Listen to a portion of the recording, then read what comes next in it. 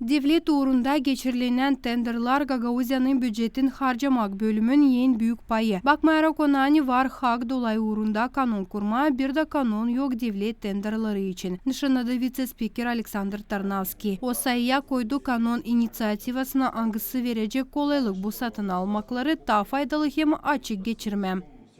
Tene satın alınır devlet büdjetin paralarından insanda peydalandırır bir sıra soruş. Ki böyle soruşlar olmasınlar diyene lazım para harcamasının prosesini daha açık yapma. Onuştan da geldik karara bu kanunu yerli uğurda kabul etme.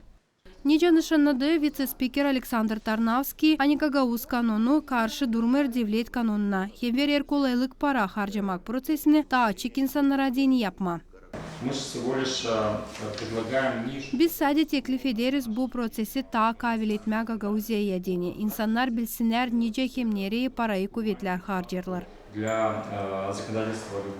Bu kanun ilkin lazım Bakanlık Komitetine hem Gagauzya halk topluşuna kanuna göre devlet tenderları angları daha pahalı 20 bin leyden lazım olacak ofisyal sayfalarda yerleştirilsinler.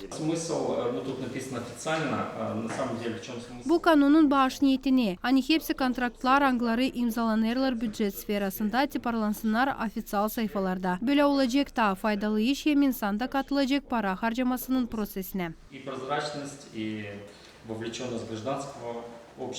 Kanun projekti kabul etti kendi kayıllığını Bakanlık Komitetinden hem Moldova Devleti'nin yuridik kurumlarından.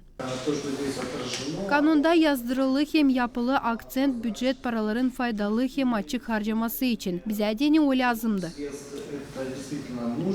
Kanun projekti başlayacak işlemeye yanvarın 1'inden 2023 yılda. Yer deputatlar bu kanunu kabul ederseydiler. Marina Tapal, Vyacheslav Kısa, Maria Kazaku, GRT Haberler.